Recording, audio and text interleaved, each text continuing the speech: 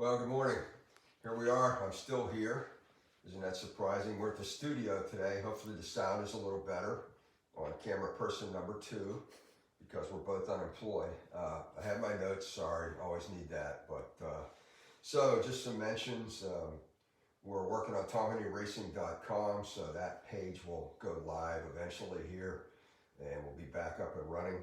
And my email now is tom@tomhenryracing.com. So if somebody's trying to get a hold of me, that's where we go. Setting up an office for the wind down of the dealership right now, which has been adventurous. But so some of the things we want to talk about. This studio's really got the knickknacks here, doesn't it? So, hey, I can see you guys.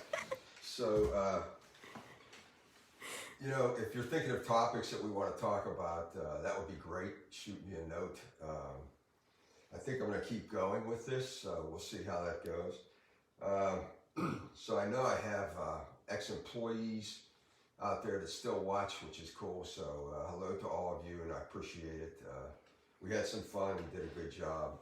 I was thinking, really, I did my best to try to supply inventory and run a place that a salesperson could be successful at, and make sure that our marketing and our advertising was as good as I could figure it out. And that was my job.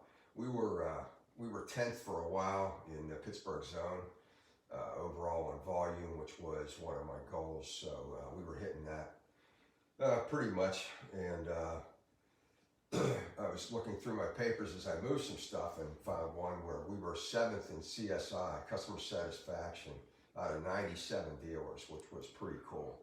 So, and I saved it because consistently we had high customer satisfaction. So, 2 things that I'm kind of proud of that we did right anyhow.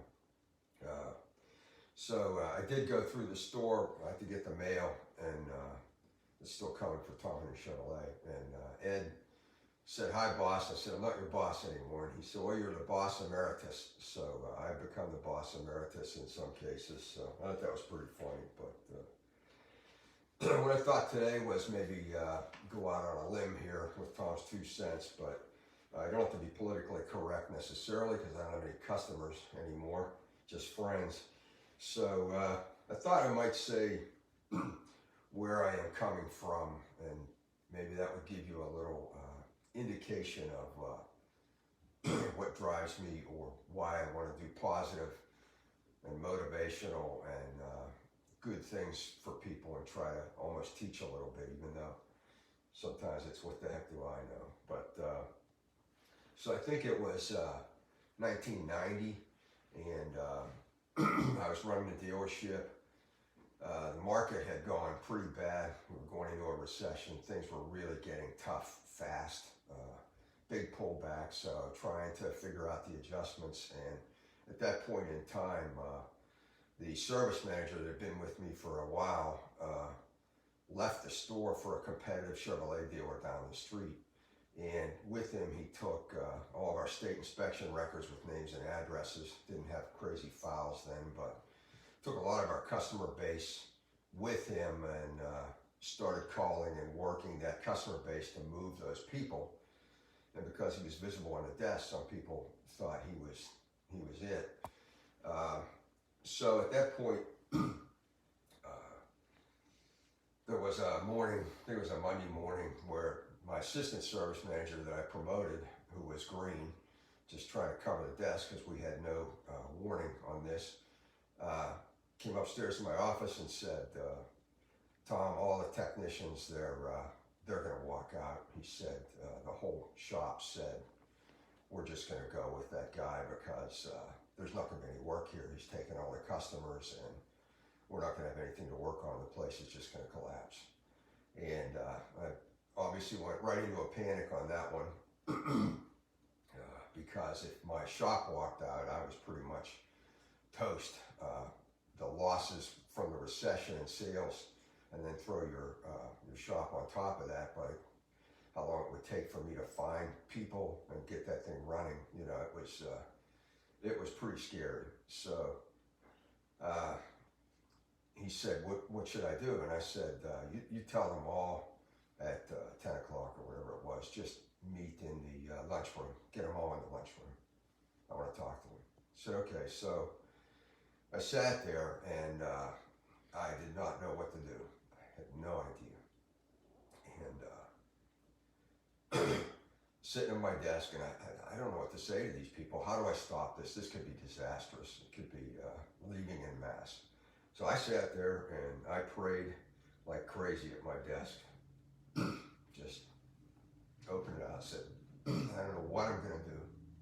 And, you know, it's like 10 o'clock. I got no idea. So I walked down. All the texts are in there. It's really not hostile, but it was close. And I said, what's going on? I start talking to them. And they said the guy left, took the customers. We're not going to have any work.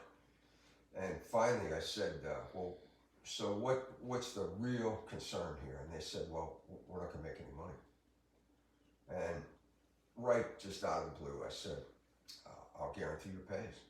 Whatever you're making, we'll just take an average and that's what you'll make. I'll guarantee your pays. And we sat there and everybody looked at me and I said, what else do you have? And, well, I think that's it. I said, okay, well, let's get back to work. I'll start working on getting the customers back here and you guys are good to go. And everybody walked out. Nobody left the store. The guy didn't hire anybody. We got on a program on phone calls, giving away free oil changes, doing whatever we could to get the people back in there, and worked it. And I can't even remember. I'm sure it went red for a while, but we just ran our way out of it. But the point was, I received help that day, and it wasn't my own. That came out of the blue. What was the answer? And for me, that was the prayer. So really struck me that day. And in fact, a second time in a different situation, not business, but I did the same thing where I was just fervently asking for help and I got it. So that's what drives me. I'm telling you, I've got faith and I believe, and politically that's probably incorrect and I may lose a few listeners here over that, but that's where I've been coming from, and it's a veiled message when I try to say things without preaching, and I'm not a preacher, so I couldn't be. It's hard enough writing a sales meeting every week, but I guess it was a sales meeting for God today, but that's my point. I hope you like it, kind of understand why I'm motivated, and hopefully I can do something good for a small amount of viewers here, which is what I hope. So we'll see if we can keep going, see if the numbers are there. It's fun. Hopefully you enjoy it. So some of those topics, you know, some historical, some inside the Chevrolet business I'd like to talk about, some motivational stuff, things I pick up during the week, and throw it out there. Maybe you'll find a little nugget or a blind squirrel, as I like to say. So everybody finds a blind squirrel now and then. Yeah, I messed that statement up and it's going to live with me. So also we're going to do garage talks. So a little bit history on the old Corvettes and start that back up a little bit from the garage. So that's the plan. Hope you enjoy this. Thanks to everybody that sends me notes and watches. It's fun to see my friends out there all over the country. So that's it. Tom's 2 cents. Hope to see you again. Thanks.